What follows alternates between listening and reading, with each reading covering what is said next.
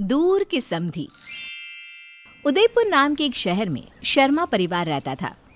परिवार बेटे बहू से भरा पूरा था, पर सभी सास बहुओं की तरह इस घर में भी दिन रात सास बहू की तू तू मैं चलती रहती थी। अरे बहू, चाय लाएगी के बाहर से मंगवा लूं? अपनी सास की आवाज सुनकर रसोई से आवाज लगाती रश्मि कहती है, एक बार मंगवा के देख लीजिए सासू माँ, पच गई तो कहिएगा। ये कहकर रश्मि चाय लेकर अपनी सास के सामने रखते हुए कहती है, आपकी चाय सासू माँ, भैंस के दूध की। अब जब आप बाहर से चाय मंगवा ही रही हैं तो उसे याद से भैंस के दूध की चाय मंगवाने के लिए कहिएगा, क्योंकि गाय की तो आपको पचेगी नहीं। तो मुझे ताना दे रही है बहू, सब समझती हूँ मैं। देखिए कितनी समझदार हैं आप, हैं?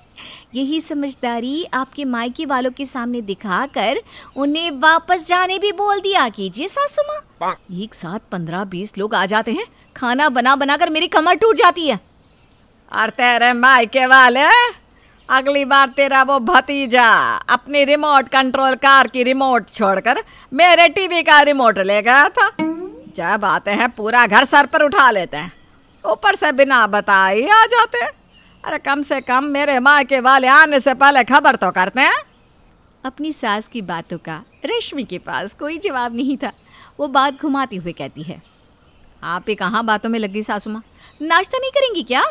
मेरी माँ कहती है अगर भैंस करे तो उसके मुंह में खाना डाल देना चाहिए। अच्छा, ये बहू क्या बोल गई? भैंस खाना तो मुझे दे रही थी वो। अरे बहू! तभी दरवाजे पर दस्तक होती है। तुम दोनों का ताना बाना खत्म हो गया हो तो दरवाजा भी खोल दो। ससुर जी की आवाज सुनकर रश्मि जाकर दरवाजा खोलती है। अरे सासू माँ, देखिए तो कौन आया है, आपके रिश्तेदार। मेरे रिश्तेदार? अरे बिना बताए कौन आ गया बहू? पहचाना नहीं क्या समधन जी? मैं प्रमिला, शादी में मिले थे हम। अच्छा, बातें ना बाद में करते हैं। जी आप अंदर आ जाइए, अपना ही घर है। गौतम अंदर आ जाओ, आंटी के पैर छुओ बेटा। जीते रहो जीते रहो। वो क्या है ना समधन जी, हम तो आपका घर ढूंढ ही नहीं पा रहे थे। हमें लगा कहीं हम गलत घर पर तो नहीं आ गए, किसी ने हमें नहीं पहचाना तो। पर आपकी बहू, वाह वाह वाह वाह, क्या संस्कार है, फौरन हमें अंदर बुला कर ले आई। घर की ही बात है अंकल जी। एक्चुअली ना बाकी कमरे में एसी नहीं है। आप और आंटी जी सासू माँ के कमरे में ही शिफ्ट हो जाइए। सासू माँ मेरे साथ सोएंगी, ठीक है ना सासू माँ? हाँ बहू। सुलेखा के रिश्तेदार उसी के कमरे में अपने सारे लगेज को रख देते हैं। अरे बहू, मैं कौन से बाथरूम में नहाऊं? सारा घर खुला है अंकल जी, जहाँ आपको ठीक लगे नहा लीजिए। वैसे सासू माँ का बाथरूम है, सेपरेट बाथरूम है, बिल्कुल साफ सुथरा, बॉडी वॉश भी है उसमें, और वो भी इम्पोर्टेड। हाँ जी, समधन जी का ही तो घर है, जाइए उन्हीं के बाथरूम में नहाइए। वो क्या है ना बहू, साबुन से तो ये नहाते भी नहीं, बॉडी वॉश ही ढूंढ रहे थे। अच्छा, बादल को बिल्कुल भी इलेक्ट्रॉनिक आइटम यूज़ करना नहीं आता था। वो सुलेखा के बाथरूम के गीज़र को जला देता है। बाथरूम से आते धुएं को देखकर सभी वहाँ भागते हैं। अरे मेरा गीज़र! कोई बात नहीं मम्मी जी, होता है। अंकल जी ठीक है, वो मैटर करता है। हाँ आप लोग बैठिए, मैं खाने की तैयारियाँ करती हूँ। अब जैसा भी स्वाद रहे खा लीजिएगा। सासू माँ जैसा तो बना नहीं पाऊँगी मैं। हम आए ही कितने दिन के लिए हैं। अरे समधन जी ही बना देगी खाना, क्यों है ना समधन जी? प्रमिला की बात पर रश्मि फुसफुसाती हुई अपनी सास से कहती है, दीदी के घर के रिश्तेदार हैं सासू माँ, खातिरदारी तो करनी होगी ना। कहीं ये लोग रूठ गए तो दीदी की सास को कंप्लेन ना कर दे। मेरी बेटी के ससुराल की बात है, मैं बनाती हूँ खाना। बेचारी सुलेखा आए रिश्तेदारों को अपनी बेटी की ससुराल का मानकर सारा खाना खुद बनाती है। सभी खाना खाने टेबल पर बैठते हैं। बहन जी, वैसे हम किस शादी में मिले थे? अरे वो पंचवटी में, भूल गई क्या आप? उम्र हो गई ना। अरे वो वरमाला में लड़की के पैर में मोच आ गई थी। शादी में तो मेरे पैर में मोच आई थी। हे भगवान, मतलब ये दीदी नहीं मेरी शादी की बात कर रहे हैं। न जाने कौन है ये लोग।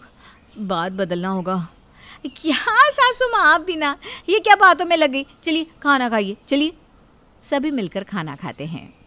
तभी बादल की फाट की आवाज़ आती है। ऐसी आवाज़ मानो बंदूक की गोली निकली हो। सुनकर सुलेखा घबरा जाती है।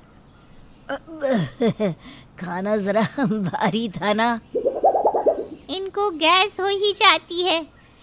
हाजमा की गोली होगी क्या? कमरे में ही है, ले लीजिएगा। खाना खाकर प्रमिला आराम से सोफे पर लेटकर टीवी देखने लगती है। मज़ा आ गया समधन जी, आप भी बैठिए ना। बेचारी सुलेखा जाकर अपने बिन बुलाए मेहमान के बगल में बैठ जाती है। टीवी देखकर प्रमिला हंसती जाती है और सुलेखा के पीठ पर हाथ मारती जाती है। मैं चलती हूँ बहन जी, आप देखिए टीवी। कुछ देर और यहाँ बैठी तो ये तो मेरे पीठ में ही छेद कर देगी। तभी वहाँ गौतम आता है और अपनी माँ से कहता है, मम्मी वो भाभी बैंगन निकाल रही है, लगता है रात के खाने में वही बनाने वाली है। तुम जानती हो ना बैंगन मुझे पसंद नहीं। अच्छा रुक तू, मैं बात करती हूँ। अरे सुलेखा जी, मेरा बेटा ना बैंगन नहीं खाता, तो रात को कुछ और देखिए। मतलब आज रात आप यहीं रहने वाली हैं? मेरा मतलब है आप कुछ काम से आई थी ना, वो काम ना रह जाए। बहुत अच्छी खातिर की है आपने हमारी। जाने का तो मन ही नहीं कर रहा। वो ना हम यहाँ गौतम के लिए लड़की देखने आए थे। मैं तो सोच रही हूँ कि होटल में लड़की वालों को बुलाने से अच्छा है कि यहीं इंतज़ाम कर ले। क्यों बहू? प्रमिला, बादल और गौतम मिलकर एक अच्छी खासी लंबी लिस्ट तैयार कर लेते हैं और रश्मि को पकड़ा देते हैं। यहाँ की फेमस मिठाई, नाश्ता और भी कुछ लिस्ट में छूट गया हो तो वो भी मंगवा लेना बहू। बस मेरे बेटे का रिश्ता पक्का हो जाए। 30 साल का घोड़ा हो गया है, पता नहीं क्या नजर लगी है, सभी रिश्ते कट जाते हैं। तभी फोन की घंटी बजती है। सुलेखा फोन उठाती है। अरे रिया तू, अरे ये तेरे ससुराल के कुछ रिश्तेदार मेरे यहाँ आए हुए हैं, प्रमिला, बादल। पर मेरे तो ऐसी कोई रिश्तेदार ही नहीं है mummy. I am damn sure. तब कौन है ये?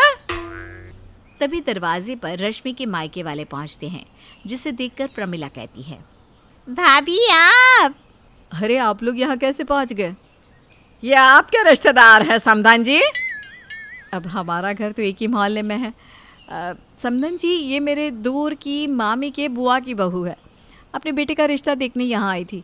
रश्मि की शादी में आई थी, तो शायद इसलिए आपने पहचाना नहीं होगा। पर इन्होंने तो मुझे अच्छे से पहचान लिया। अरे मम्मी अब चलो ना यहाँ से, कहीं ये लोग हमें धक्के देकर ना निकाल दे। अब हम चलते हैं जी। सीमा के साथ उसके रिश्तेदार चले जाते हैं। गुस्से में अपनी बहू को देखते हुए सुलेखा कहती है, ये तेरे रिश्तेदार निकले बहू।